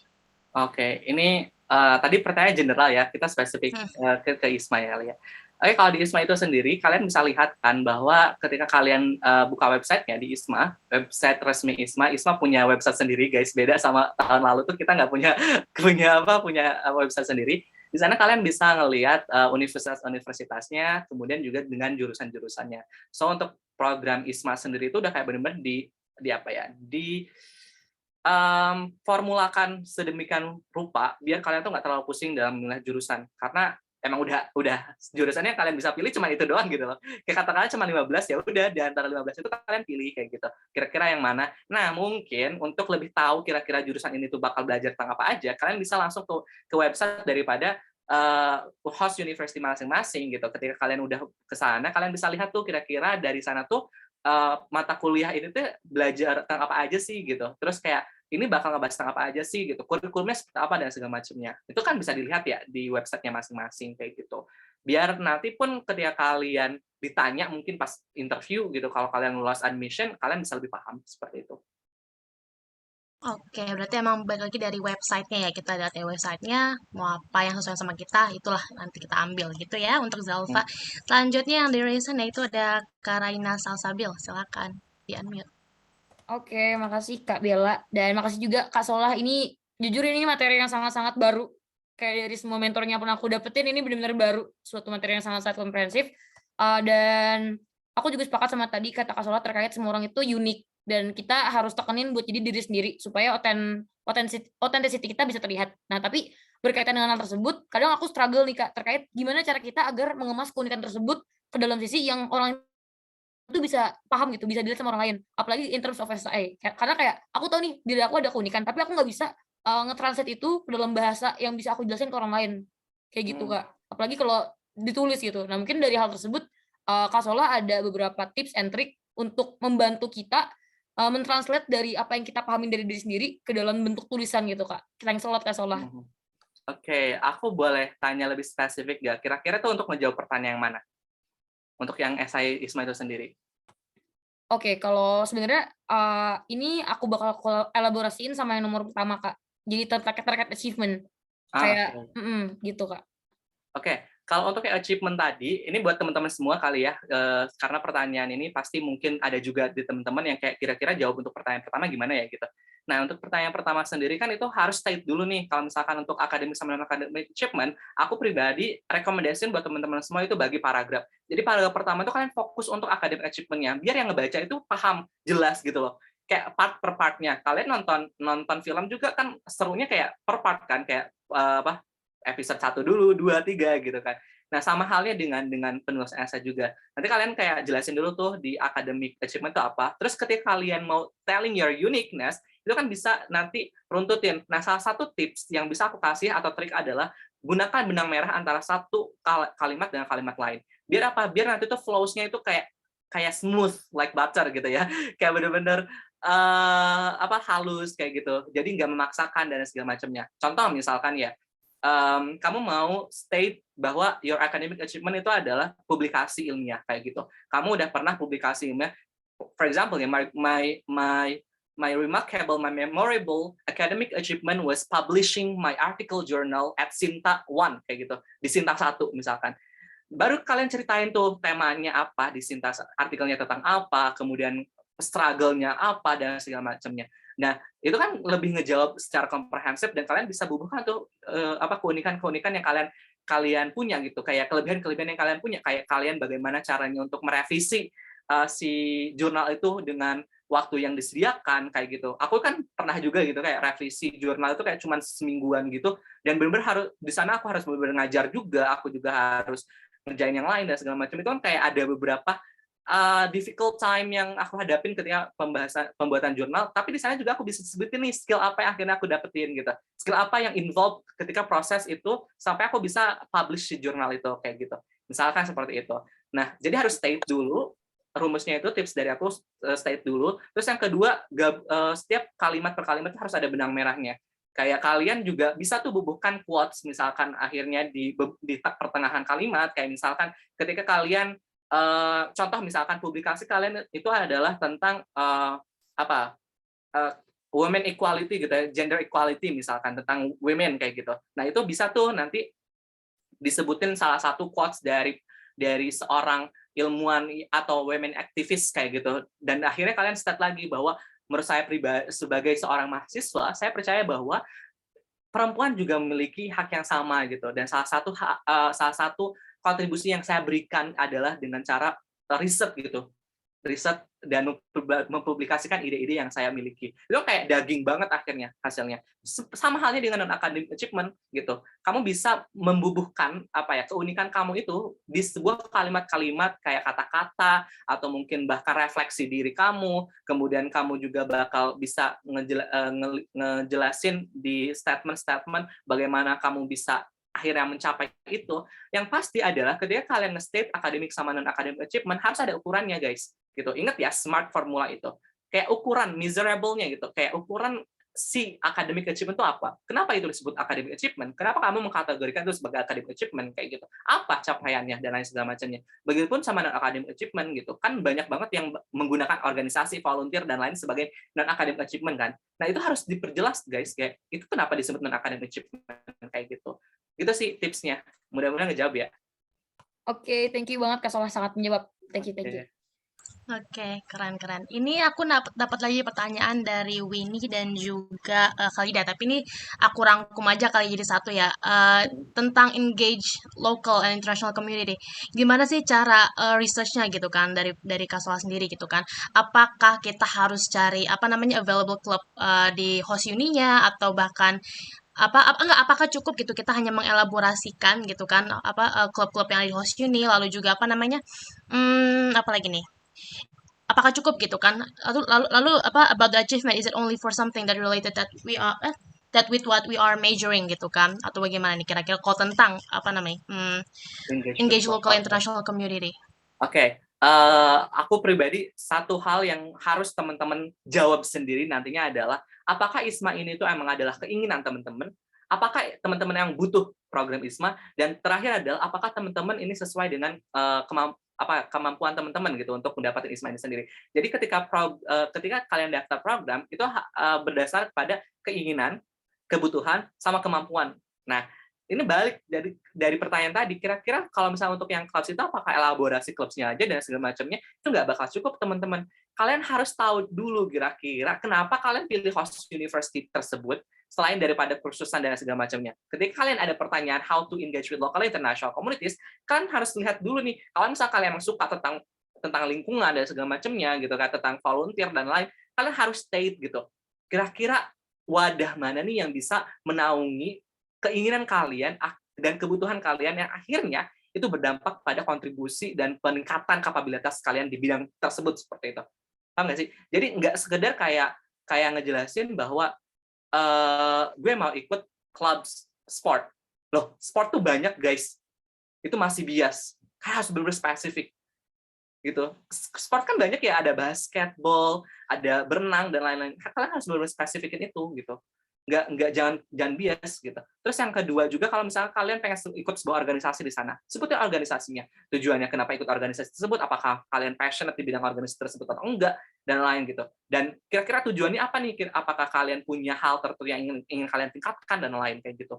Kalau bisa nih nanti kalian juga sambungin dengan kayak prioritas kalian, example kalian, kayak contoh-contoh kalian yang mungkin pernah kalian lakukan dan itu berhasil untuk engage sama local international communities kayak gitu. Salah satunya kan contoh yang aku gunakan kemarin itu kan engage sama salah satu organisasi yang ada di sana. Gitu. Organisasinya aku benar-benar spesifikin organisasi apa. Kemudian setelah itu tuh aku jelasin bahwa dari organisasi tersebut ada satu program yang menurut aku itu tuh bakal berhasil untuk engage sama local international communities. Aku sebutin, aku riset kayak kan aku pilih Glasgow kan, aku benar-benar ngeliat kayak kira-kira organisasi yang bisa aku ikutin apa ya kayak gitu. Aku benar-benar suka banget sama konsep teori soft diplomasi gitu kan di international relation.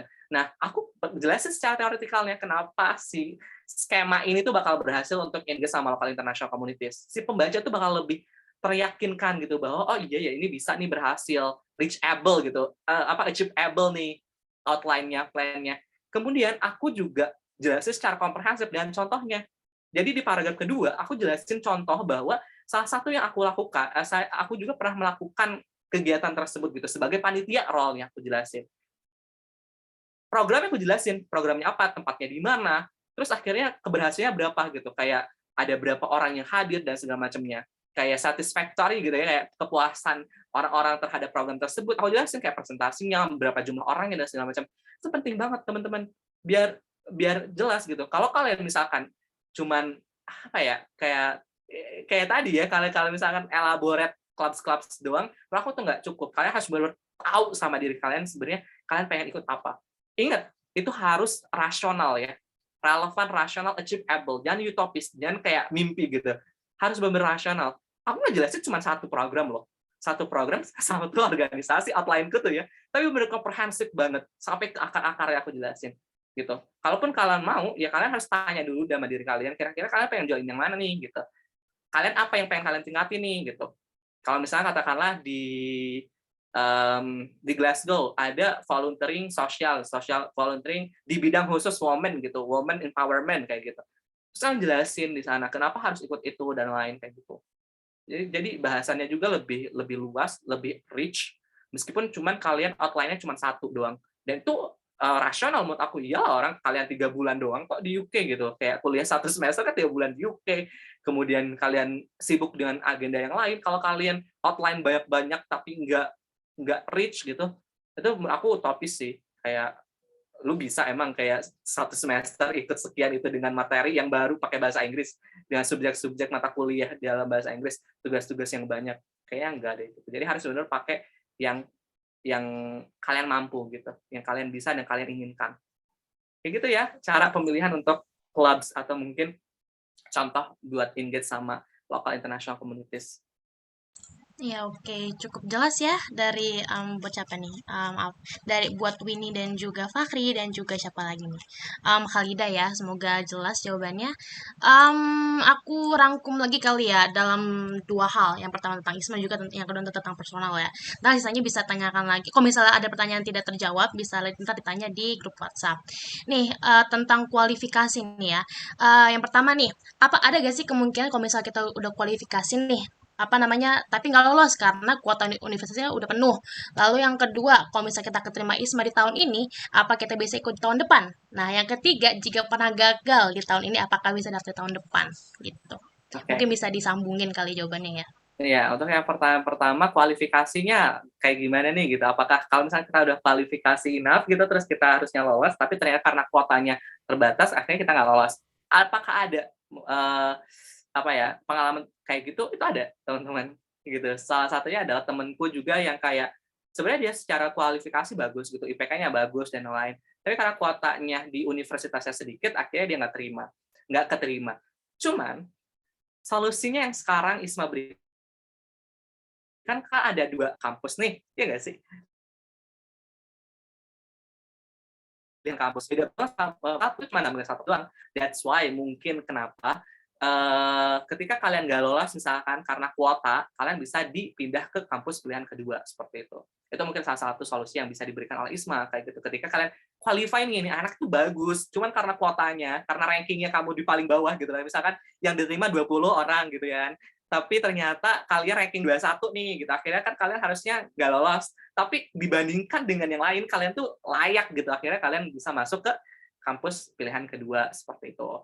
Terus pertanyaan kedua itu tuh tentang kalau misalkan keterima di tahun ini, apakah tahun depan bisa ikut lagi? Gitu. Oke, kalau diterima tahun ini, tahun depan ikut lagi atau nggak bisa, teman-teman.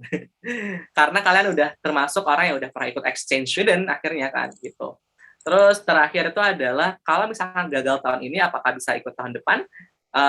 Jawabannya adalah depends on your semester. Kalau kalian semester 4, kalian masih bisa lagi ikutan di semester 6. Tapi kalau kalian semester 6, kalian udah nggak punya kesempatan sama sekali untuk ikut program ISMA kalau kalian gagal. Jadi the earlier opportunity atau the earlier you apply, I think the more opportunity you get gitu. Semakin kalian semakin dini kalian daftar, katakanlah di semester 4, kalian punya opportunity lebih ketika di semester 6. Just in case kalau misalnya di semester 4 itu kalian gagal kayak gitu. Oke, mungkin dari sisi ISMA-nya udah jelas banget ya. Kalau misalkan ada yang tanyain lagi, nanti bisa tanyakan di WhatsApp. Nah, ini mungkin sedikit tentang personal ya. Ini udah aku rangkumin. Yang pertama itu gimana sih cara nyesuaiin diri dengan cara belajar di luar, terutama di UK gitu. Gimana? Gimana cara menyesuaikan diri dari cara belajarnya di UK itu gimana gitu. Kan tadi kan diceritain bahwa sempat struggle kan di awal kan. Nah, akhirnya bisa nyesuaiin diri itu gimana gitu. Oke, pertama itu aku bikin timeline. Jadi aku bikin timeline. Di sana kan ada 3 metode kuliahan kan. 3, 4. Ada 4. Ada lecture, kuliah biasa, dan itu online anytime. Jadi kita bisa akses kapanpun, dimanapun. Kemudian ada yang kedua itu tutorial. Tutorial itu yang masuk kampus, kita diskusi, kelasnya itu sedikit, skopnya, orang-orangnya sedikit. Terus ketiga itu PBL, problem based learning atau enggak project based learning. Jadi kayak kita kasih kasus tertentu dan kita harus diskusikan dan lain. Dan akhir ada seminar. Seminar itu kayak lebih cakupannya luas. Katakanlah misalnya ada tamu yang datang dari mana ngejelasin kayak gitu. Ya nggak sih? Jadi ada seminar, ada PBL, ada tutorial, sama yang terakhir adalah lecture. Nah, caranya adalah aku ngebagi bagaimana si lecture ini aku bisa catch up semuanya dengan cara timeline kayak gitu. Kayak katakanlah karena online ya, kita kan bisa kayak ngegampangin nggak sih, kayak ya udahlah online anytime ini aku bisa nge-catch up kapan lagi dan lain kayak gitu. Gue mending jalan-jalan aja dan lain. Ada yang seperti itu. Tapi aku akhirnya harus menargetin gitu. Bahkan sebelum ujian aku ulang lagi tuh. Aku nonton videonya lagi serajin itu karena takut banget gak lolos, kayak takut banget gak lulus gitu ya mata kuliahnya. Jadi aku beneran nonton lagi gitu kan, kayak ternyata kayak gini gitu. Terus aku jadwalin, aku bikin notes kira-kira deadline, step tugas dan segala macamnya gitu. Karena mereka tuh objektif banget teman-teman. Ujian kita tuh nggak pakai nama, cuman pakai ID kita. Jadi ya lu aktif di kelas belum berarti lu nilainya bagus. Karena itu bakal based on and according to your result of your final test kayak gitu. Jadi cuma tugas sama final test aja yang dilihat. Nggak ada absensi dan segala macam. Jadi lu hadir atau enggak ya udah gitu. Mereka nggak peduli gitu. Jadi benar-benar kesadaran diri sendiri. Terus yang ketiga tuh PBL. Nah, tutorial tadi kan online anytime udah aku jelasin ya pakai notes. Terus kalau misalnya yang tutorial itu aku hadir terus. Nah, salah satu hal yang aku siapkan adalah tutorial kan nanti ada materinya kan di Moodle-nya. Terus aku ngeliat nih kira-kira besok misalkan itu pembahasannya tentang apa. Terus akhirnya aku riset dulu, aku baca dulu, aku siapin. Misalkan ada pertanyaan-pertanyaan aku jawabin dulu. Ketika ada diskusi, aku bisa ngejawab kayak gitu. Jadi aku bisa get along with discussion meskipun di sana mereka pakai Scottish accent kayak seriously kayak wah itu juga barrier sih, language accents tuh kayak bener barrier buat aku banget sih. Tapi alhamdulillahnya bisa lah get along with them gitu kan. Terus yang ketiga setelah PBL. Nah PBL sendiri kan nanti dibagi grup-grup biasanya. Nah ketika kita dibagi-bagi grup-grup, kita harus tahu sendiri nih kita pembahasannya apa, materinya tentang apa. Terus kita harus rajin diskusi juga gitu sama teman-teman gitu. Jadi harus benar-benar strengthen your communication biar tugas kalian tuh bagus. Dan terakhir seminar ya hadir aja. Yang kalau seminar mah ya kan ya disuruh hadir ya hadir gitu. Tapi sebisa mungkin ketika seminar kalian juga aktif lah ya. Maksudnya kan ada yang harus ditanya-tanya kayak gitu. Mungkin komponen yang struggle-nya itu adalah yang tadi sih, bagaimana kita bisa menyesuaikan waktu dengan online anytime, dan itu mata kuliahnya itu hampir setiap hari gitu, Senin sampai berapa gitu. Meskipun videonya kayak paling lama tuh 20 menit kayak gitu, teman-teman. Terus yang kedua adalah tentang tutorial sih, ini tutorial yang benar-benar challenging banget karena lu harus benar-benar offline gitu depan banyak orang dan mereka pakai Scottish accent kayak gitu kan. Dan PBL ini menurut aku nggak terlalu sulit karena cuman ada dikasih dua kasus doang kan. Kita harus benar-benar komprehensif dan menjelaskan dengan kayak gitu sih cara aku untuk handle gitu. Aku pahamin dulu kira-kira apa yang menjadi batasan aku, kemudian aku cari solusinya yang tepat kayak gitu. Oke. Jelas ya, itu emang balik lagi sama diri sendiri. Tahu nih cara diri sendiri gimana nih untuk nge-manage waktu, nge-manage juga cara belajar dan sebagainya itu balik lagi dengan diri sendiri gitu kan. Cari cara trik gitu ya untuk diri sendiri, semuanya itu balik diri sendiri lagi. Nah, tadi kan sempat kan soalnya kan mention ini ya, semua tuh tiap hari itu ada mata kuliahnya kan. Nah, ada juga nih nanya nih bagaimana sama ibadah di sana. Kalau misalkan kelasnya bentrok sama jadwal kelas, itu gimana tuh? Oke. Bisa izin nggak gitu?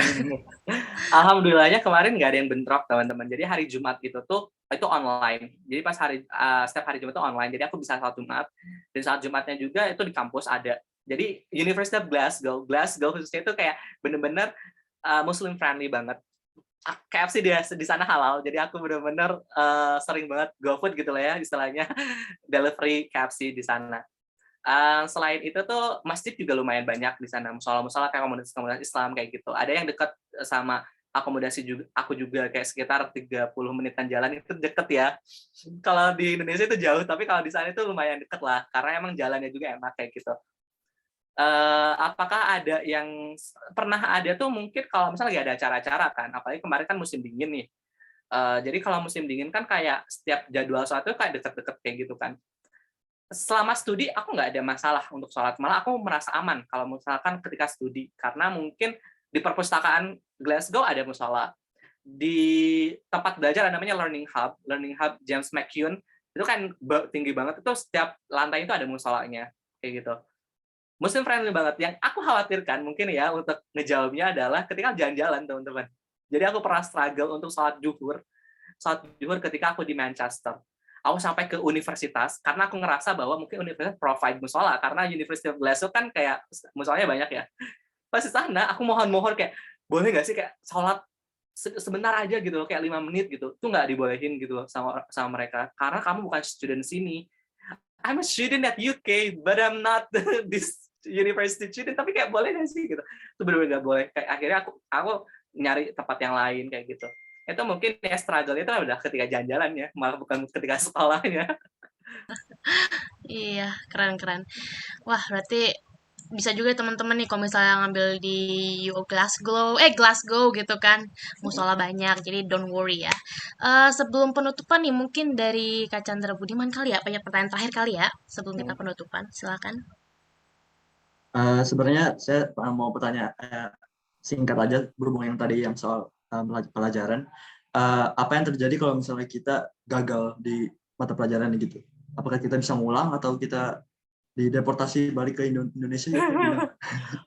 That's a rare question. Kayak bener-bener pertanyaan yang baru kali ini aku dapetin selama aku ngisi tentang ISMA. Thank you for reminding gitu. Jadi ini mungkin buat teman-teman juga ya.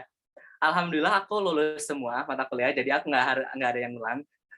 Alhamdulillah ya, meskipun nggak bagus gitu ya, tapi alhamdulillah lulus kayak gitu. Nah, kira-kira apa nih konsekuensinya? Itulah kenapa menurut aku pribadi sekarang ISMA malah lebih baik loh. Kayak pertanyaan pertama itu ada academic sama non academic achievement. Batch 1 itu cuma academic achievement, literally kayak academic achievement, teman-teman. Karena emang mungkin tujuannya juga buat student mobility ya. Nah, kalau gagal kayak gimana? Itu balik lagi ke antara kontrak kamu sama ISMA itu sendiri. Teman-temanku, bukan teman-teman di Glasgow, tapi di kampus lain tuh ada nilainya tuh semua gitu loh. Nggak tahu kata ini tuh kayak, ini ngapain aja gitu orang kayak gitu kan. Akhirnya mungkin nanti bakal lebih selektif lagi untuk hal tersebut sih. Nah, bagaimana? Itu nanti balik lagi ke kamu, host university-nya itu nggak bakal ini sih, kayak karena kan cuma 1 semester kan, ngulang enggaknya itu nanti lebih kebijakan host university-nya masing-masing. Karena Glasgow nggak ada kasus yang ngulang, jadi akhirnya kita ngerasa ya udah nggak ada yang ngulang gitu. Maksudnya nggak ada yang nggak lolos gitu ya. Jadi nggak diapa-apain gitu. Cuman kalau misalkan kasus seperti itu baik lagi ke ke internal policy daripada host university masing-masing sama home university kamu. Jadi apakah home university kamu bakal menerima gitu kan? Itu kan nanti bakal dikonversi gitu kan nilainya. 20 SKS itu loh. Kayak kira-kira bakal nerima gak nih kalau nilai kamu gagal semuanya kayak gitu. Kayak gitu. Terus nanti di ISMA-nya juga mungkin nanti bakal ngelihat. I mean, it will be contributing, I think, and absolutely to your home university quota gitu. Menurut aku ya. Jadi nanti benar-benar bakal selektif banget. Kalau misalnya kalian gagal nih, nanti kalian bakal dilihat gitu. Home university, katakanlah kalian misalkan dari universitas mana di Indonesia ya, itu bakal diliatin gitu sama ISMA-nya. Karena ya mereka ngapain ngebiayain, istilahnya ya, ngapain ngebiayain anak dengan udah seleksi sekian puluh ribu orang katakanlah terus lolos, akhirnya balik-balik malah nilainya nggak ada yang lolos gitu. Jadi pastikan lolos lah gitu. Nggak bagus juga nggak apa-apa deh gitu, tapi jangan gagal gitu. Gitu ya. Baik, terima kasih Kak. Ya, sama-sama. Berarti teman-teman kalau misal deportasi itu tergantung dari home university-nya berarti ya. Nggak canda. Nggak ada deportasi itu nggak ada. Keterlaluan kok kayak gitu ya. Aduh sedih banget.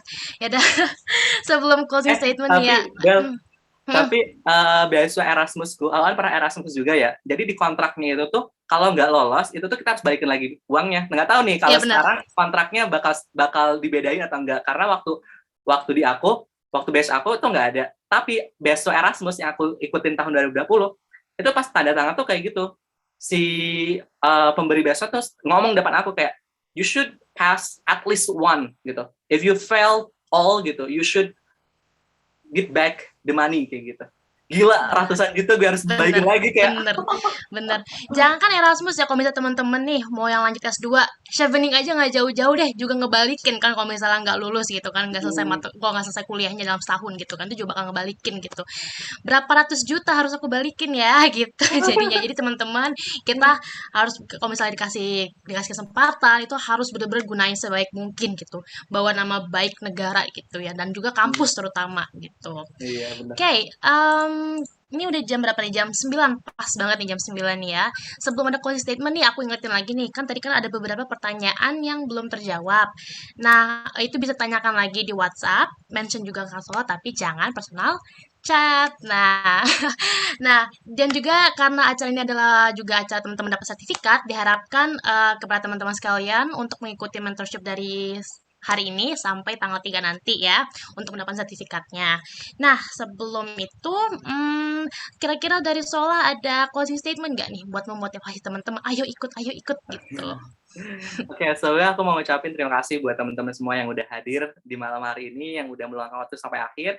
Aku juga mau ngucapin buat Bella, buat panitia di Overseas Academy yang udah mempercayakan saya untuk membawa materi tentang ini. Mudah-mudahan bermanfaat buat teman-teman semua, insightful, dan membantu teman-teman untuk proses pembuatan esai. salah satu hal yang saya yakini adalah pertama, kita lahir semuanya itu tanpa busana, teman-teman. Kita lahir semuanya itu nangis. Kita semuanya lahir tuh nggak tahu menahu tentang hidup kita ke depannya seperti apa. Artinya adalah kita punya kesempatan yang sama, derajat kita sama. Pada titik awalnya adalah kita sama gitu. Yang berbeda adalah bagaimana kita menjalani hidup sekarang seperti itu. Meskipun apapun background kalian dari privilege family kah, dari silver spoon family kah dan lain, beasiswa ini terbuka untuk semuanya, teman-teman. Beasiswa ini terbuka untuk siapapun, tidak melihat kamu orang kaya atau enggak gitu. Dan menurut aku fair enough gitu. Oleh karena itu, pergunakan beasiswa sebaik mungkin untuk peningkatan skill teman-teman, untuk mencapai karir teman-teman di masa depan yang lebih baik, dan juga untuk mencapai mimpi-mimpi yang mungkin udah teman-teman bangun dari sekian lama, seperti itu. Ingat bahwa aku percaya bahwa setiap orang punya kesempatan yang sama untuk bermimpi, dan setiap orang punya, dan setiap mimpi punya kesempatan yang sama untuk diperjuangkan. Kalau gagal, nggak apa-apa. Berdoa yang terbaik, insya Allah itu adalah hasil yang terbaik untuk teman-teman semua juga. Sekali lagi aku ucapin terima kasih buat semuanya yang hadir. Mohon maaf apabila ada salah-salah dalam penyampaian. Dan selamat menaikkan ibadah puasa buat teman-teman semua yang melaksanakan dan menjalankan. Mohon maaf lahir dan batin ya di puasa ini, semoga kita semua bisa puasa dengan damai dan dengan tenang. Oke, itu aja mungkin. Iya, sebelum foto-fotonya aku juga makasih sama teman-teman ya udah ngeluangin waktunya nih malam-malam gini ya. Semoga dengan waktu ini manfaat ini bisa menjadi award di tahun ini ya atau nggak tahun depan gitu. Amin. Jangan lupa nih besok jam 3 sore ada juga dari Kanaufna dan juga minggu depan lusanya lagi ada Kak Vivian ya.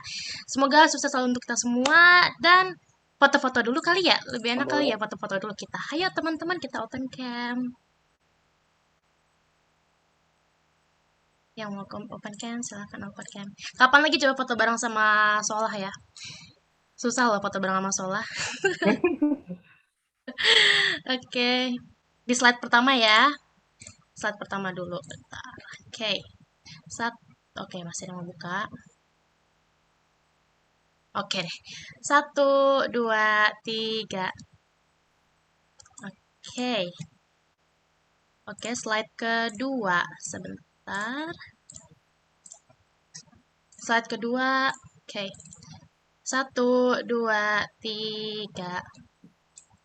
Oke, slide ketiga. 1, 2, 3.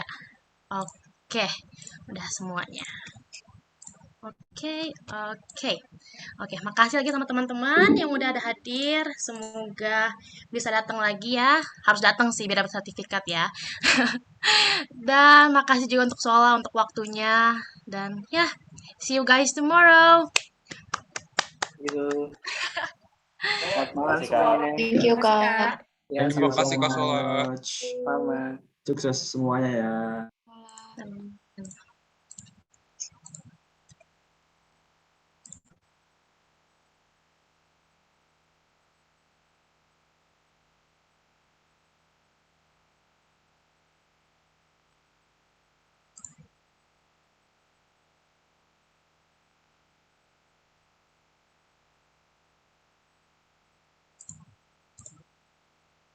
Irfan di ini aja, apa namanya, di end aja langsung. Thank you Irfan.